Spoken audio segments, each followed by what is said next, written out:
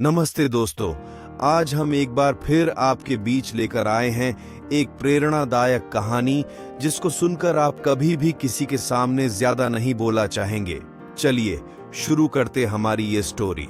Power of silence. Importance in life.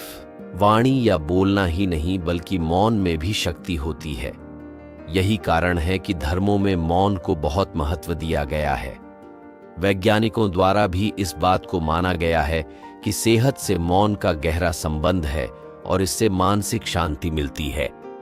मौन से विचारों में एकाग्रता आती है और रचनात्मकता बढ़ती है। इसलिए जितने भी साधु संत या तपस्वी हुए, सब ने मौन रहकर और ध्यान लगाकर ही संसार के गूढ़ ज्ञानों को प्राप्त किया। दुखों का कारण है बोलना।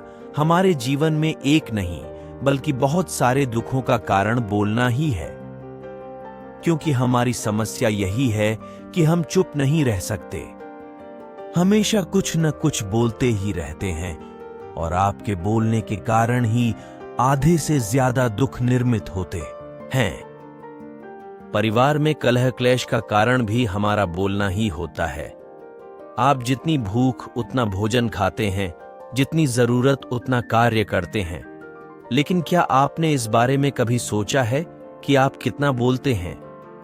क्या आप उतना ही बोलते हैं जितनी आवश्यकता है या अनावश्यक ही सारे दिन बोलते हैं? इस बारे में कभी अकेले बैठकर जरूर सोचिए कि आज आपने दिन भर में कितना बोला, क्या बोला और सबसे जरूरी है कि क्यों बोला। इनमें से कितनी बातें जरूरी थीं और कितनी अनावश्यक।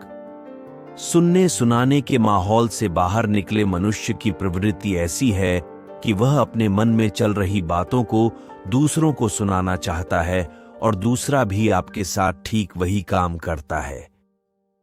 ये बातें किसी अन्य या तीसरे व्यक्ति से संबंधित हो तो सुनने सुनाने का काम और भी दिलचस्पी से होता है। आप फिर जब कभी भी बैठते हैं तो इन्हीं बातों को फिर से दोहराया जाएगा और फिर से इन्हीं बातों पर विचार करेंगे। ये सुनने सुनाने का माहौल जीवन भर चलता रहता है और इस तरह से आप खो देते हैं अपना समय, अपना जीवन, अपनी सोच समझ और वो कीमती पल जिसमें जिया जा सकता है और जिसमें आनंद प्राप्त किया जा सकता है।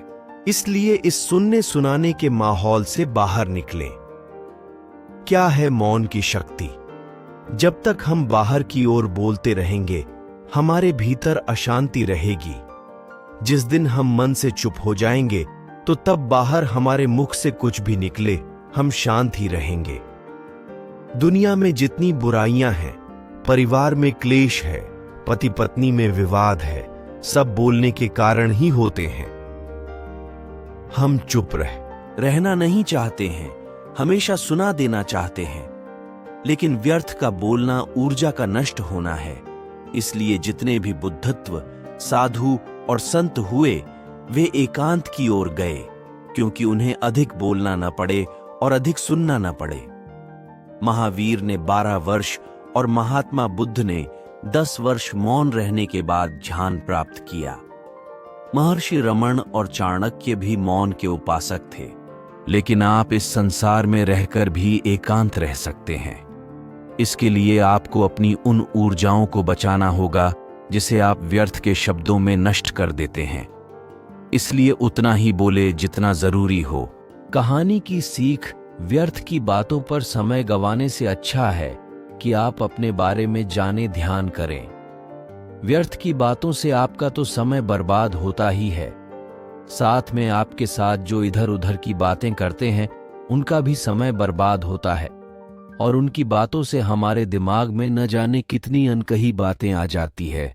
इसलिए अच्छा है कि आप चुप रहे और जो आपसे इधर उधर की बात करते हैं उनसे भी दूर रहे।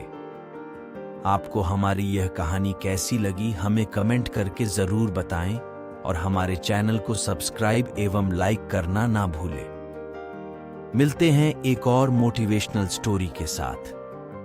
तब तक के लिए धन्यवाद।